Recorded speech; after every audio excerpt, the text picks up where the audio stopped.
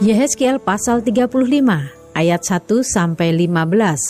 Murka Tuhan atas pegunungan Seir. Datanglah firman Tuhan kepadaku, hai anak manusia, tujukanlah mukamu kepada pegunungan Seir, bernubuatlah melawan dia, dan katakanlah kepadanya, beginilah firman Tuhan Allah, aku akan menjadi lawanmu, hai pegunungan Seir, dan aku akan mengacungkan tanganku melawanmu, dan akan menjadikan engkau musnah dan sunyi sepi. Aku akan menjadikan kota-kotamu reruntuhan, dan engkau menjadi sunyi sepi, dan engkau akan mengetahui bahwa akulah Tuhan. Oleh karena dalam hatimu terpendam rasa permusuhan yang turun-temurun, dan engkau membiarkan orang Israel menjadi makanan pedang pada hari sial mereka, waktu saatnya tiba untuk penghakiman terakhir. Oleh sebab itu, demi aku yang hidup, demikianlah firman Tuhan Allah, aku akan menjadikan engkau darah, dan darah akan mengejar engkau. Oleh sebab engkau bersalah karena mencurahkan darah, maka darah akan mengejar engkau. Aku akan menjadikan pegunungan Seir musnah dan sunyi sepi, dan melenyapkan daripadanya orang-orang yang lalu lalang. Aku akan memenuhi juga pegunungannya dengan orang-orang yang mati terbunuh. Di bukit-bukitmu, di lembah-lembahmu, dan alur-alur sungaimu akan berebahan orang-orang yang mati terbunuh oleh pedang. Aku akan menjadikan engkau sunyi sepi untuk selama-lamanya, dan kota-kotamu tidak akan didiami lagi. Dan kamu akan mengetahui bahwa akulah Tuhan.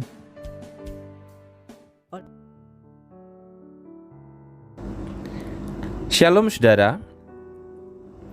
Apa yang terjadi apabila ada konflik antara dua saudara kandung, namun konflik itu sudah berakhir dan berdamai, sedangkan keturunannya tetap hidup dalam konflik dan permusuhan turun-temurun? Nah, saudara, inilah yang terjadi antara Edom dan Israel. Edom merupakan keturunan dari Esau, sedangkan Israel adalah keturunan dari Yakub. Esau dan Yakub adalah dua orang saudara kandung. Kedua orang tersebut pernah berkonflik, namun mereka sudah berdamai. Ironisnya saudara, tidak demikian dengan keturunan Esau yang kemudian menjadi bangsa Edom. Dikatakan dalam Yehezkiel 35 ayat yang kelima, sejak dahulu kamu memusuhi Israel dan membiarkan mereka dibantai pada waktu mereka ditimpa bencana. Walaupun antara Esau dan Yakub sudah berdamai dan mengakhiri konflik, namun ternyata tidak demikian dengan keturunan Esau. Sepanjang keturunannya, mereka memusuhi orang Israel, bahkan dengan sengaja membiarkan umat Tuhan dibantai. Yang diteruskan dan dipelihara oleh keturunan Esau adalah menebar permusuhan, serta ketika melihat orang yang dimusuhi kesusahan, dengan sengaja justru membiarkan. Bahkan bukan hanya itu saja saudara. Dalam ayatnya yang ke-10 dikatakan, kamu mengatakan, baik Yehuda maupun Israel dengan tanahnya masing-masing adalah hakmu. Saudara, Yerusalem direbut atau dikuasai oleh Babel tahun 587 sebelum Masehi. Dan setelah itu saudara, Yehuda tidak lagi memiliki pemerintahan yang efektif untuk melindungi daerahnya. Artinya, umat Tuhan pada saat itu mereka dalam keadaan yang lemah, baik secara politis, ekonomi, dan keamanan.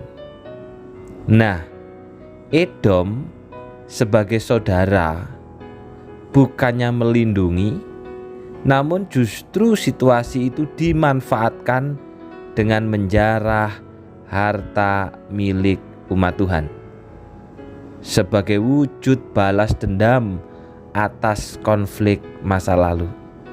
Ngeri enggak saudara? Karena dendam, karena permusuhan, melihat orang yang dimusuhi susah, mengambil kesempatan itu, bahkan memanfaatkan untuk menjarah, untuk menindas, bahkan untuk menguasai. Melihat orang yang kesusahan, bahkan sudah hancur tidak berdaya, bukannya ditolong, namun justru ikut menindas dan menambah kesusahan yang ada.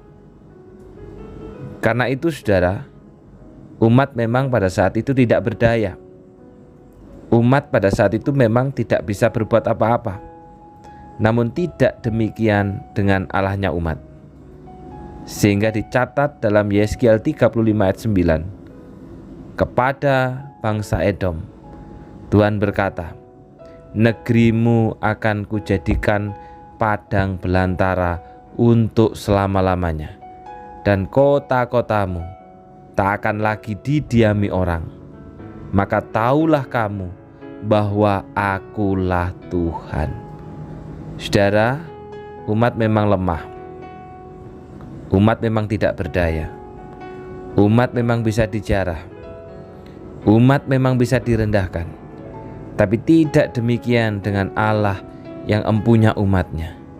Karena itu Allah menghukum Edom. Bahkan sampai hari ini orang tidak tahu di mana Edom berada. Negeri yang dulu gagah perkasa karena mengandalkan daerah pegunungan yang aman, sekarang sudah lenyap. Dan bandingkan saudara dengan umat Tuhan yang masih bertahan sampai hari ini. Saudara yang dikasihi Tuhan, ini merupakan suatu peringatan supaya sebagai umat kita terus belajar dan berharap kepada Allah saja.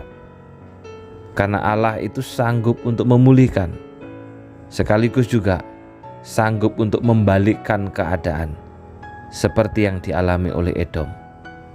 Namun ini juga peringatan kepada kita hari ini, supaya kita tidak menjadi seperti bangsa Edom yang hanya menebar permusuhan, memusuhi orang-orang tertentu, bahkan membiarkan orang tersebut mengalami kesusahan. Karena sifat yang seperti ini, saudara, adalah sifat orang yang tidak percaya kepada Allah. Karena itu, saudara, mari kita terus berjuang untuk menebar firman dan kebaikan, bukan permusuhan dan kebencian, karena kita adalah umat Allah. Mari kita berdoa. Bapa yang di surga, kami bersyukur Tuhan, karena pada hari ini Engkau mengingatkan kami, supaya kami terus belajar berharap hanya kepada Allah. Karena Engkau sanggup untuk memulihkan, namun Engkau juga sanggup untuk membalikkan keadaan, seperti yang dialami oleh bangsa Edom. Demikian juga ini menjadi peringatan kepada kami Tuhan, supaya kami tidak hidup seperti bangsa Edom, yang mengisi hari-harinya dengan menebar permusuhan, memusuhi orang-orang tertentu, bahkan membiarkan orang yang dimusuhi ketika mengalami kesusahan dibiarkan begitu saja. Dan justru sifat seperti ini adalah sifat orang yang tidak percaya kepada Allah.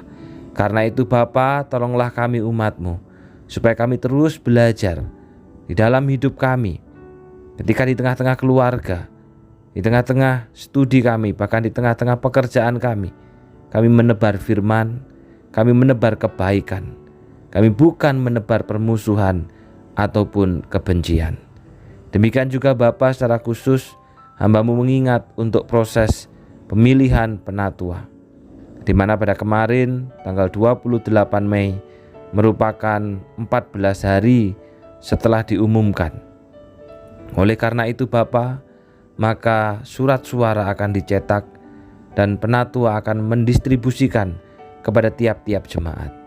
Kiranya Tuhan tolong umat-Mu di tempat ini, supaya bukan hanya sekedar memilih, bukan hanya sekedar mencoblos maupun mencentang, tetapi sungguh-sungguh bergumul berpikir tentang kemajuan daripada gereja Tuhan di tempat ini. Sehingga Bapa, setiap umat-Mu yang memiliki hak suara, biarlah mereka sungguh-sungguh berdoa, sungguh-sungguh memohon hikmat kepada Allah, karena percaya bahwa siapapun yang Tuhan percayakan untuk memimpin gereja-Mu adalah mereka yang memang Tuhan percayakan untuk menjadi pemimpin di tempat ini. Berikan hikmat bagi umat-Mu, berikan hati yang memang sungguh-sungguh mau turut ambil bagian bagi kemajuan Gereja Kristus Tuhan di Banyuwangi. Terima kasih Bapa, inilah doa dan permohonan kami, dalam nama Tuhan Yesus kami sudah berdoa. Amin. Tuhan Yesus memberkati.